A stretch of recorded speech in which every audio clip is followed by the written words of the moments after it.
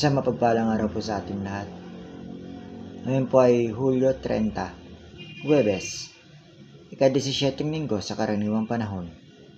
Ang unang pagbasa po natin ngayon ay hango sa sulat ni Jeremiah 18:1 hanggang 6. Ang ebanghelyo po natin ngayon ay hango sa sulat ni San Mateo 13:47 hanggang 53. Naihahambing din ang mga kaharian ng langit sa isang malaking lambat ng inihagis sa dagat at nakahuli ng kung ano-ano ng puno ng mga lambat.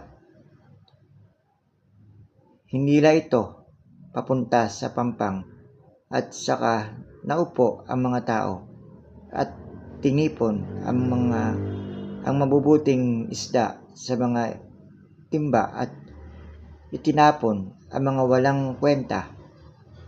Ganito ang mangyayari sa katapusan ng mundo.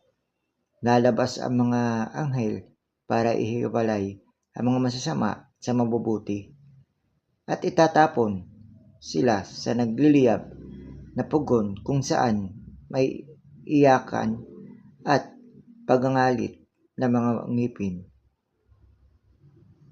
At itinatanong ni Jesus, naunawaan ba ninyo ang lahat ng ito? Oo, ang sagot nila. Kaya sinabi nila sa kanya,